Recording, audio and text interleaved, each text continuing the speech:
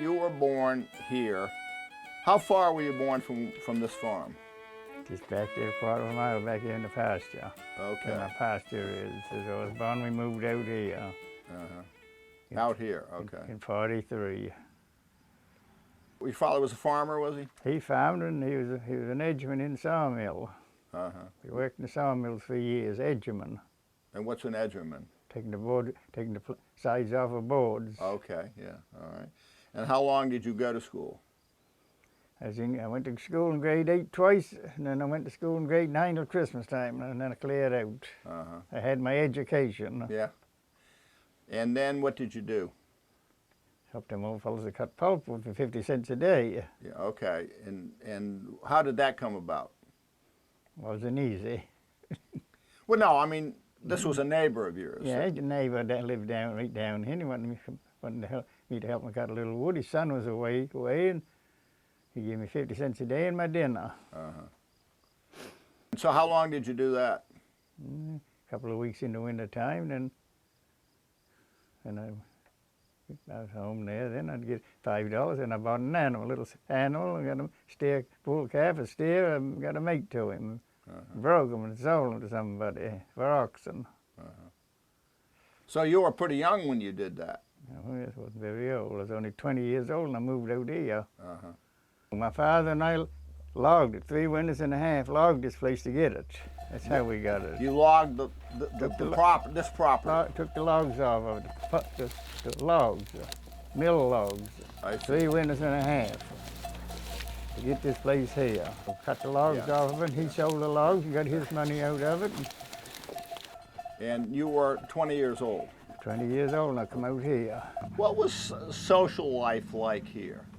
In other words, what did you do for social life, and how did you meet people? What did you do? You worked around the place here. Saturday nights, there was a fellow down the road, had a big truck and a bunch of seats on it, and give him a quarter, and you went to town Saturday nights.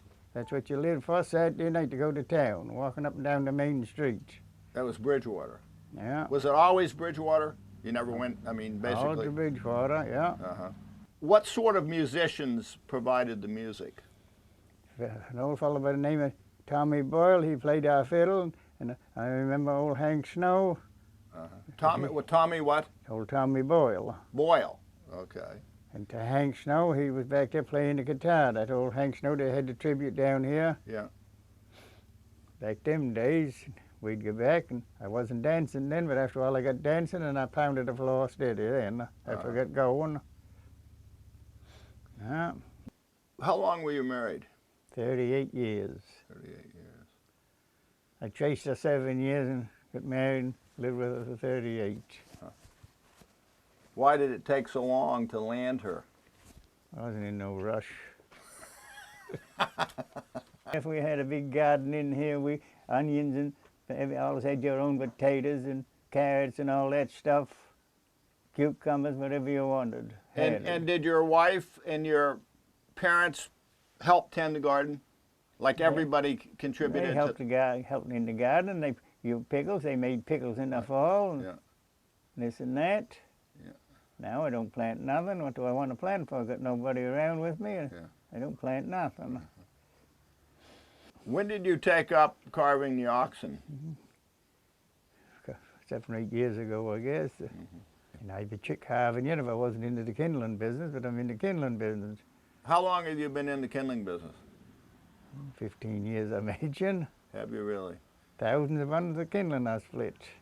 Every once in a while somebody comes in here, a fellow here this morning from Dartmouth, he got 5 bundles. How much do you charge a bundle? $2. Maybe I'll buy a couple. We made hay with a horse, and you go down around the field, and somebody would fork the hay on a wagon loose, and somebody else would load it, and some of the children, mother, some of the mothers, they'd be raking around after the wagon, gathering it up all, and they used a hay rake. And meadow hay, and you had to have a hay rake to make meadow hay. We had to rake your hay with a hay rake, wooden rake. And you had a horse-drawn tool for cutting the hay? Round home, you did, yes, a mow machine. Yeah. But on the meadows, you beat it off with a hand scythe. On the meadows? What's the difference between Oh, the meadows and... Meadows and marshland, wet. Okay, okay. Out at home wasn't fit to put a goose into to have a nest. You had to feed your little animals turnips and that old meadow hay. You had no upland hay then, much or little. So Right. what's the distinction between marsh hay and upland? And you're talking about hay that comes off of some of these eskers and hills around here? That's upland hay. That you get it made young. That's got something to it. But that old meadow hay, that never had nothing to it when the time it was growing. Just old marshland. Father, he used to want an axe handle. He went somewhere and bought them. And I said, if they can make pudding sticks, I can. So I started chipping them out. I made that little handle there, and there's some in there I made. There's one there, I think did I? No? Yes, I made that. Yeah, which one wants I took them, used to take them downtown, sit on the sidewalk down there, and people would come along, 75 cents. Now if you went in a hardware store, it'd be $25 or $30 for a hay rake. Yeah. How did you get the idea of making carvings of oxen? I carved it. My wife did 17 years, and then after she died, I started to see what I could make out of wood, of these little oxen. So, had you seen carvings of oxen elsewhere? Other people's carvings? I've seen one pair of oxen. My wife had them here one time. Did you ever meet anybody else who did carvings of oxen? No. You never did, and No. you didn't see them anyplace else. Ain't too many carving them either. They bring them in the Bridgewater exhibition, but they don't look like them. Yeah. I done that myself, and I done a good job making them little oxen. They got a good shape, them little oxen there. They got hips onto them and stuff like that. How many pairs of oxen would you guess that you've made? Well, there's 12 pair in that picture. But I'd say maybe 20 pair. Some might be a little smaller than that. Not too many any bigger. Because you get them too much bigger than that, then they're out of shape. Take 3 or 4 days. It's hard work. Take 3 days hard buffing to get that stuff made out of wood. Yes, sir. Take you all evening to make that little wagon. Then you got to chisel that pretty sharp.